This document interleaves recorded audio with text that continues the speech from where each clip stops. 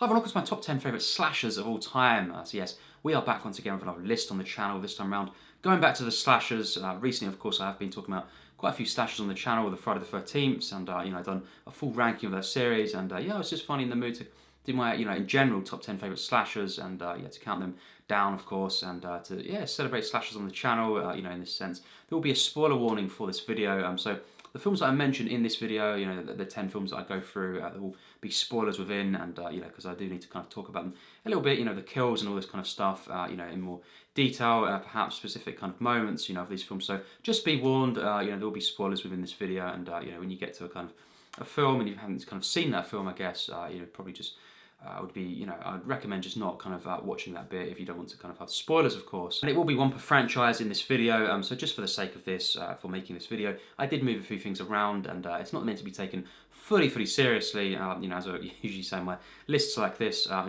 did tweak a few things, and just for the sake of the video, one per franchise, so yeah, it's something that I did to try and get more of an all-encompassing video here of the, the tastes, my favourite slashers, for me personally. And on that note, yeah, it is all subjective, this video. It's all my personal taste, and obviously there's just 10 films here. There's been so many different slashers made, over the years, and ones that I haven't seen, and obviously ones that I have seen that just won't be on this list, personally. And obviously Psycho as well is a film that, we'll quickly mention, for me personally, it's not a, pure slasher film, so I won't be including it on this list. And, it's a film, obviously, it's one of my absolute favourite films. I've said that many times on the channel, but I'm just personally someone who doesn't think it is, a pure slasher film, even though it did influence the slasher genre, and it has, kind of some elements to it, yeah, that kind of slasher-esque. I don't personally consider it, a slasher film, so it won't be on the list. So if you're looking out for that, that's why, obviously, if I did include it, it would be on the list, in that sense, if I did consider it to be a slasher film. And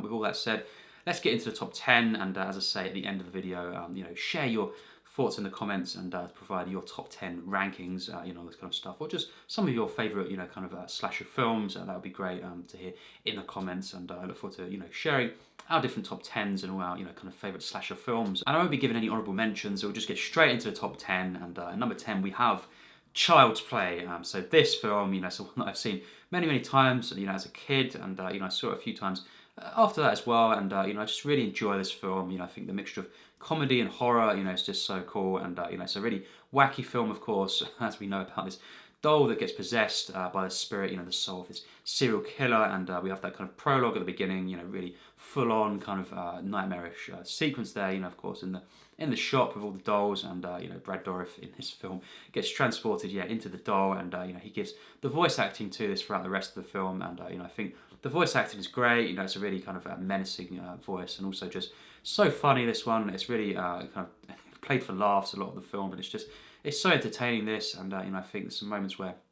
we have some really creative kills as well, and just the whole tension of this, and the way in which the doll kind of hides Chucky, around the house at times, and you've got, of course, the mother of the son as well, kind of trying to take on Chucky, and trying to convince different characters that this is happening, and I thought that was really well done. You got some kind of familiar tropes, in the genre where people at first are not listening to this family, and the son as well. Really good kind of child performance here, and I think just the way in which he is, at first given this doll, as a present, and he just kind of kind of forms this bond at first, and it's meant to be this nice thing, and then of course the doll kind of starts to turn in that sense, and the true kind of revealing of this doll and the nature of this, and the actual soul inside it, is revealed, and it just kind of turns really disturbing, while also remaining, throughout, as I say, the film, really comedic, and kind of it's got some really just charming moments, this one, and yeah, it's this really nice blend, and I think the visuals are really cool, and some good effects here, and just yeah, the way in which Chucky's done, I definitely think Chucky's one of the best kind of slasher icons. For me, it's just such a fun film, and really wacky, and yeah, definitely overall a solid slasher film, and one of my personal favourites, of all time. So at number 9 we have my favourite pure Friday the 13th film, and that is of course The Final Chapter. Now this film I just like so much. As a Friday the 13th film, it just gets everything right really at times, and I think the characters, you've got quite a few of the characters in this that I do love, and of course Crispin Glover in this film is a standout, kind of performance and character, and he really elevates this, as does Corey Feldman, of course, as Tommy Jarvis, and it's the first in the trilogy of the Tommy Jarvis kind of arc, this narrative, of course, and for me, it's by far the best. And as for Jason himself, I think this is definitely my favourite, interpretation of this character, and just his presence, the way he kind of breaks through different doors and all this kind of stuff, and just the way he kind of chases the characters, and it's just a mixture of, real, kind of brutality and, just kind of this physical presence with also stuff that I think is quite mysterious the way it's done in the film, and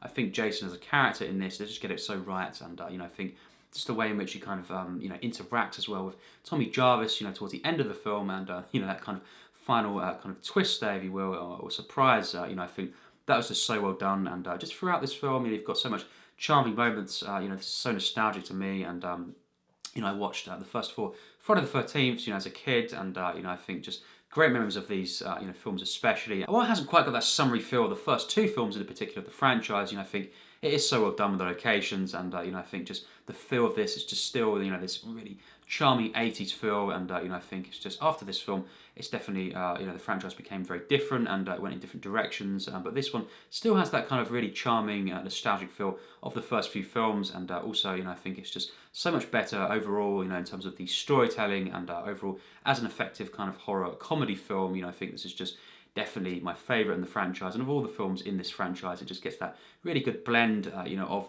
the characters, of Jason himself, the mystery to this, the way it kind of plays on different films in the franchise, and just the kind of the likability of various characters, not all of them, but a lot of the main ones, the likability of them, and actually the way in which we kind of just enjoying the whole kind of the kills of this, the way the characters are picked off, and the whole kind of experience of a Friday the 13th film. I think this is the one that just speaks to me the most, and as I say, Jimmy in this film, of course, Crispin Glover, just absolutely amazing, and he really elevates this film, and I think just so many different hilarious moments with him, and yeah, just so much fun from start to finish this film, and of all the pure Friday the 13th films, this is definitely my personal favourite in the franchise. Yes. And number 8, now we have another slasher film that's very similar, you could say, to the Friday the 13th films, and that is, of course, The Burning from 1981. Now this film, I watched it again last night. It's one of the films of the kind of films I was going to be including that I thought I just want to rewatch just to get the exact ordering here, on the list, and just to kind of remind myself of this film, and I think this one is just so kind of effective once again. This came out the same year as, of course, Friday the 13th Part 2. And yes, obviously a film at the time, it was criticised for being too similar to, of course, Friday the 13th Part 1 and 2. And, for this, I think, it's definitely got some similarities. And, Camp Blackfoot is the name of the camp. And it's some, similar aspects and kind of moments and even visual elements to this film, of these films. But I think it's definitely, at the same time, very unique. And, I think the way in which the characters are done in this film, overall, I think consistently across the board, all these different characters, quite a few, I think actually I would take these over, the Friday the 13th films, and, I just think they're so well written at times, and, just so enjoyable in the interactions, and just the charm of this, and the build-up as well. We obviously this, the killer being someone who was a caretaker, and, this camp, and through this, insane prank that went wrong, he was kind of wounded and all this, and he has to go to hospital, and it's kind of 5 years on, he gets out of the hospital, as we know, and just goes back to the camp, and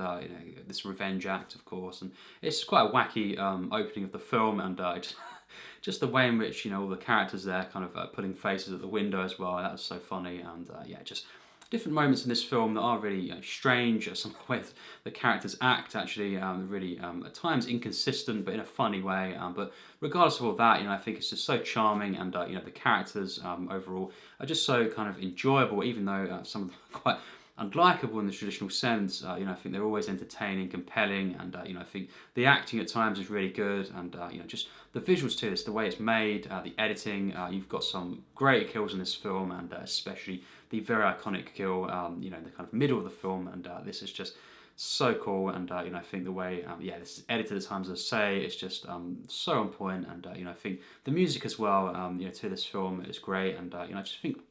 the way the film flows and the way we kind of have this adventure where they kind of go out on the boats and all this, it's just so entertaining and so nostalgic to me. I think it just ticks various boxes of what I like in a slasher film, and it has that 80s charm again. And 81 was such a pivotal year for slashers, and I think this one, for me personally, of the ones I've seen, is my favourite of that year. And I think just as well the way that we kind of see this summer camp and the way it's portrayed, it's so warm. It gives me this really nice, relaxed feeling, and I just think it is really intense as well, this film at times, and really violent and brutal. And even though I do think the final act has some moments where it could have been trimmed, and it's a bit slightly drawn out in places, here and there, just characters kind of walking through different locations. I think despite all that, overall, as a slasher film, this is just so much fun. The flow to it and the locations, unbelievable stuff, and just so nostalgic. And as I say, it's so well made, so well written at times, and just the kind of wacky killer of this film and the way it's done is just insane at times, and it's just really brutal, as I say, but the charm of this and the enjoyability of the characters, and just the whole kind of adventure feeling of this, it's just such a kind of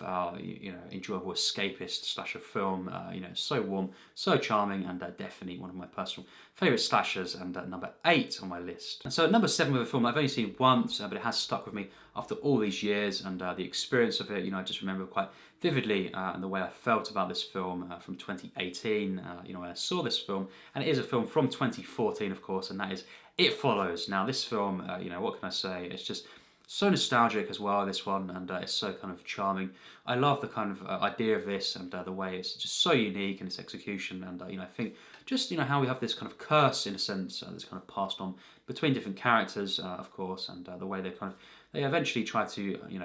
group together to kind of defend themselves and to survive against these kind of phantoms, these kind of, it's basically death that comes after these characters, but they see these different weird kind of phantoms around, and following them. And it starts off more creepy and kind of atmospheric, and soon escalates into something that I found to be really, really scary. And it's just such an effective horror film, really unique in its concept, and I think in the execution of this, and its ideas, and just the way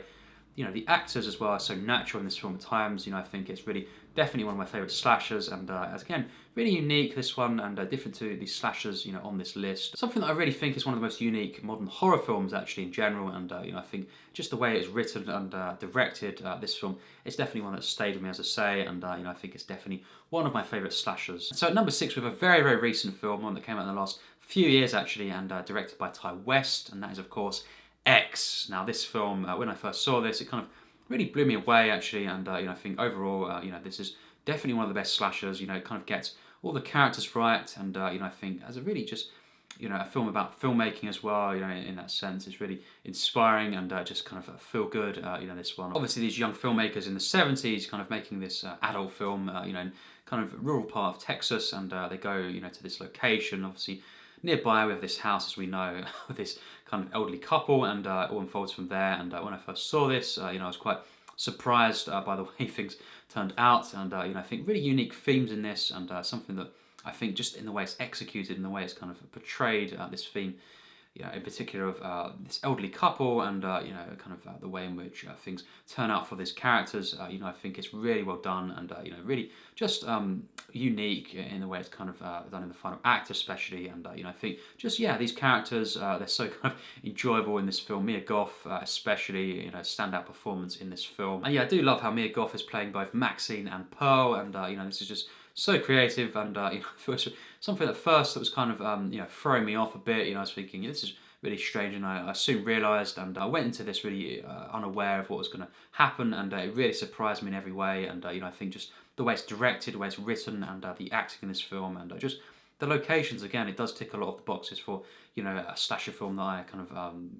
I gravitate towards these kinds of slashers, and as well, as I say, just for the kind of the period piece, the 70s, and the music and all this kind of stuff, and just the filmmaking aspect of this, really inspiring, and it's just so much fun, and I think the kills to this as well, so creative and brutal, and just these kind of themes as well. This whole narrative and the storytelling to this is definitely one of the strongest slashers in recent times, and overall one of the best slashers of all time for me. And number 6, that was of course X. And so now we get into the top 5, and all these films I think are ones that I absolutely love, and they are definitely a cut above for me the previous films on the list even, and definitely a jump up here. And I think at number 5 with a film from 1960. Now obviously I've said previously that Psycho is not a film that I personally include as a slasher film, pure slasher. And from this year, there was another film that I do personally consider to be a slasher film, and that is, of course, Peeping Tom. Now, this one is absolutely stunning and directed by Michael Powell. And I've seen a few of his films, Powell and Pressburger films, of course, they've done together. And I think it's a very, very different film for him, and it's really dark, very controversial film, of course. It wasn't a film at the time that was that well received because of its subject matter in many regards, and obviously it was quite a controversial film for its violence and the way it was kind of at least implied violence. But yeah, I think it's just definitely one that when I saw this a couple of years ago, I was really blown away by this, and I think just the way it kind of starts out, is really shocking, and from then it kind of reveals itself, and the character, the main kind of killer, who kind of goes around, killing, killing women, and kind of recording their kind of dying moments, and it's a really kind of dark idea, this concept, but I think the way actually it kind of progresses, it was a very kind of just human film, and just the way it was kind of done was really, it was something that the way it was exploring this character was just always compelling, always engaging, and very shocking at times, obviously, and brutal, and quite disturbing film for sure, but one that I think was so well played. The performances in this and the direction was just something else that I do definitely think overall this is my favourite so far Michael Powell film. And I think just the way the narrative flows, and the way it is shot, just the way these themes are portrayed, voyeurism, and this whole kind of character study really of this serial killer, I think it's just so unique, and just it really is something else, and it gets under the skin, but it's one that I did find to be, really kind of human film, this, and just, a classic kind of slasher horror film. So next up at number 4, we have Wes Craven's Scream. Now, this one is so special to me. It's a film that I've seen so many times over the years, very nostalgic for me, and I've seen it as a kid, and kind of growing up as well, and just watching this film over and over, and just how meta it is, and from the get-go, from the opening sequence, of course, with Drew Barrymore, this is just a classic film, and I think just in general as a horror film, not just a slasher, this is just so stunning, and I think the characters in this, I just love so much the characters, and the whole kind of high school kind of portrayal as well. It's just so well done, and so nostalgic and kind of atmospheric as well, and I think it's kind of split into two halves, this film. Quite interestingly, we have the kind of second half mainly being this kind of at night time with a party at the house, and loads of different characters kind of joining there, and different characters leaving the house over the course of the night, and various people getting picked off, but just the way this film starts out, of course, with Sidney Prescott, of course, Neve Campbell, this is just so great. I think she's one of my favourite kind of slasher characters, and just the way in which Campbell kind of portrays this character, Sydney, it's just so effective, and something like it. So behind this character, she's so kind of well fleshed out, and I think just the writing to this and the direction is just something else, and just all of the characters though, and the kind of the way the narrative unfolds, and the kind of mystery aspect of this, but also being such a hilarious film, and it's one that just blends comedy and horror so well, and it's such a a great film for its meta horror as well, and the way in which it's so self-aware, and kind of obviously, as we know, kind of parodies and just references, and celebrates various horror films, especially the slasher genre. I think this is just such an enjoyable film for me, and it's so inspiring, and one that kind of brings together all these slashers of the past really, and as I say, it celebrates cinema in a very special way, and also being its own unique kind of narrative, and setting up all these characters, and obviously went on to kind of spawn various sequels, but for me the original Scream is a very, very special film, and one that just as I say, the comedy is just hilarious throughout, and all the different side characters even are so memorable. One of my particular favourites in this is, of course, Matthew Lillard, Stu. He is just so funny in this film. Everything he says, is just priceless. From start to finish, just rewatching this film constantly, over and over again. It's just the one that I love so much, and it's definitely on my favourite films list, as well as being one of my absolute favourite slasher films of all time. So at number 3, we have a film that I think is even better than Scream, and once again, it's Wes Craven, and of course, the film is A Nightmare on Elm Street. Now, this film is one of my absolute favourite horrors of all time, and I think it's just so stunning. The idea of this, of your dreams actually, kind of able to hurt you, your nightmares, something that I think is so scary, the way it's done, this film, and it's really fantastical, obviously, in that, sense with this whole concept, but it's so kind of, felt, the horror in this, and Freddy Krueger, it's just one of my favourite kind of horror characters of all time. This icon, of course, played by Robert Englund, and I think just the way he kind of plays this character, very, very scary in this film, but also, again, great, great comedy. I think all the characters as well, just the way they kind of band together in this film. Obviously, we've got great performances in this as well. John Saxon, and we've got Johnny Depp in his kind of debut feature film. He is great in this film, and of course Heather Langenkamp as the kind of final girl in this film. She was great, and really love this character. Definitely, Nancy is one of my favourite personal kind of slasher characters, and I think she's just so great, so likeable, kind of charming, and also someone who's determined to kind of stop Freddy, and to kind of stand up to her fears in that sense, and to kind of in the end, how we have her kind of standing up to Freddy and saying he's not real, and all this kind of stuff. I think the way that was done is so effective, and it's just such a kind of upbeat, kind of inspiring film. This, and even though it's very, very scary and quite disturbing, of course, with the body horror in this film, I think it's definitely one that is comedic, light at times, really nostalgic, but also very kind of inspiring and uplifting. And the whole narrative of this, and how unique and kind of iconic all these locations are, the kind of the streets, and Freddy himself, of course, is just one of those great kind of legendary horror icons. I think this is definitely my personal number 3, and one of my absolute favourite horror films of all time. And so now we come to the top 2, and both of these films are easily considered to be absolute masterpieces of cinema, and for me they are just the ones that I personally prefer to all the other films on the list, and they're just a cut above once again the rest of the films. And so at number 2 we have American Psycho. Now this film is just an absolute masterpiece, as I say, and I think the way in which it kind of has this character study within this film, and just Patrick Bateman is definitely one of the most fascinating and compelling characters really in a horror thriller film that I've seen. Just the way in which Patrick has these dark fantasies, of course, and then he eventually kind of lets them out, and he can't control himself, and he goes on this rampage, kind of killing various characters in such brutal ways. And over the course of the film, you've got some really iconic kills in this film as well, obviously with Hey Paul, of course, Paul Allen in this film, Jared Leto. This is just something else, and I think it's definitely, when I first saw this as a teenager, this is the one that really shocked me, and it's just something that just ever since, I've just always been so blown away by this film, more and more actually. And I think as a kind of slasher film, it is definitely one of the best, and also just as this kind of deep psychological kind of character study, and all these different themes that are being kind of explored in this film. So much going on in this one, so complex, and I think obviously it's quite ambiguous, this film. I think it's definitely something that adds to the experience when you rewatch this one, and I think of course Christian Bale in this film is just absolutely stand out. I think it's definitely one of his very, very best performances. It could be his best. This and a couple of other films. I think definitely very close. But Christian Bale in this film is just unbelievable. It's just a flawless performance, and I think all the various side characters as well. Really loved, and just the whole experience of this, and as a callback to the 80s as well. A nostalgic film, and I think just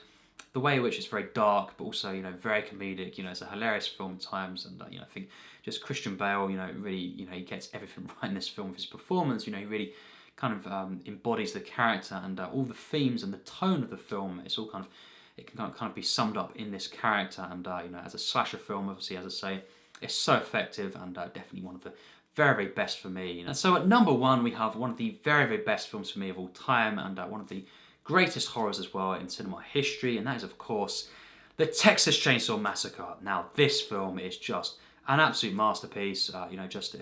the way it starts out, really, really creepy and atmospheric, and these 5 friends, of course, as we know, kind of going on this trip, and of course across Texas, and these, again, rural locations. When I first saw this film as a teenager, I was around kind of 13 when I first saw this, and I was just so shocked by this film, and I've been hearing about this and all the, how it was banned, of course, at times over the years, and just how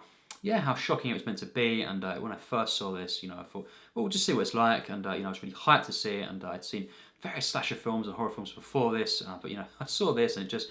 from the get-go, just disturbed me so much, and not only did it kind of, kind of live up to this kind of what I'd been hearing about how disturbing it was, and how scary it was, and how effective as a horror it was, I think it actually by far surpassed this what I'd been hearing, and I just was blown away by this film, and it became instantly one of my favourite horrors. And seeing it again and again over the years, a lot of the time at Halloween as well. I saw this a couple months ago as well. Yeah, again for this recent Halloween. This is just a one that is so stunning, and I think just Leatherface as a character, and the family as well, the whole family of these these characters here, just the whole kind of lore of this, and the mystery as well. Not too much is given in this film to this family, the backstory, but it's enough to kind of get under the skin, and I think just all of the characters in this film, that's one of the differences as well. I think Sally, you've got Franklin, just all these different characters of the group. I just love all of them kind of in their own ways, and I think they're so well written and performed. I think especially Franklin and Sally, they're definitely two standout characters for me of the group, and Marion Burns in this film, she just gave a great performance, and it's just something where we have this descent into madness really, this film, and it's a one that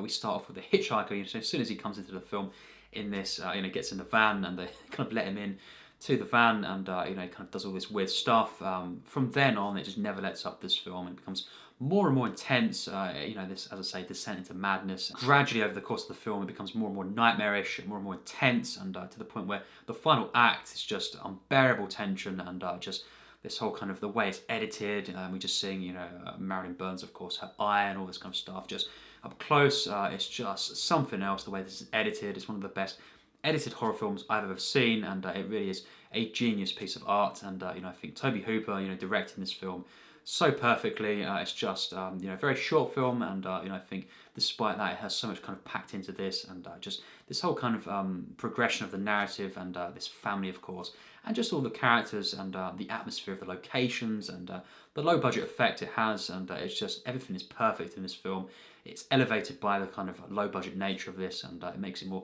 gritty and raw, and also various points in the film where it's very spiritual of an experience, and I think just the way in which this is shot, edited, scored, of course, it's just genius. And I think Leatherface, himself is one of the greatest kind of horror icons as well of all time, and I think he's just so kind of disturbing, but also this kind of childlike nature to him, and I think the way that's done is so effective. It's just something else, this film, and the way he doesn't really, speak in this film. Just making these noises throughout most of the film. At times, we can kind of, catch on. We're thinking, oh, maybe he's trying to say something there, and it's kind of something you can recognise, a few words here and there. But mostly throughout this film, he's just kind of making these, noises, these mumbles, of course, and it's just so disturbing the way it's done, and the way the kills are done in this film. Absolutely, for me, the greatest in all the slasher genre. I think it's just more implied violence. There's actually not really much, kind of blood in this film shown at all, and I think that is just so effective the way it's done, and again, it's obviously named as a very violent film, and it's more because of the way it's implied violence and how effective it is editing wise, and the way this is kind of built up, and of course what we have with Leatherface, and he's kind of really just brutal in this film. The way he's kind of running and chasing characters throughout, the chainsaw, of course, it's just so scary, this one. And when he traces, of course, Marilyn Burns, Sally through the fields at night, and just for more than 5 minutes of the film, he's kind of just chasing her throughout, these fields, of course, and all these kind of bushes. It's just so disturbing, this, and on edge, and it's just something that never lets up, as I say, this film, until the final moments where you have, obviously, Marilyn Burns, that kind of maniac kind of laugh, that relief, but also something that's really disturbed her so much, and she's just so on edge there. But it's a mixture of emotions, and that final moment there when she kind of looks back, and she's made it out, and she's escaped, of course, from Leatherface, and then that final moment there with Leatherface kind of dancing around, his kind of dance with a chainsaw, with the kind of sunrise there. It's one of the best shots in a horror film that I've ever seen, and this film from start to finish is a masterpiece, and for me, as a pure slasher film, this is definitely my personal favourite, and it's easily the greatest in the genre, and it's one of the very first kind of that I've seen pure slasher films, and definitely for me the greatest. And that's my list, that's my thoughts. What do you think on this? And it'd be great to hear your thoughts in the comments, and discuss the slasher genre, of course, and what's your personal top 10 favourite slasher films. It'd be great to hear it in the comments. And if you can't do a top 10, you can do a top 5, just even your favourite personal slasher film, and it'd be great to discuss this in the comments. And I've really enjoyed doing this list, and it's been great to kind of go through various slashers again recently, and finally just kind of putting this up and had the urge to kind of make this list and to celebrate the slasher genre, and it's something that I do love, slashers at times, and just watching slashers, and so many of these films, as I say on this list, mean so much to me, and it's been great to celebrate slashers today. And as I say, let's discuss in the comments and leave your favourites, your rankings of all these different slasher films, and top 10s, top 5, all this kind of stuff. Let's just celebrate slashers and cinema in the comments. So yes, as always, take care and thanks for watching.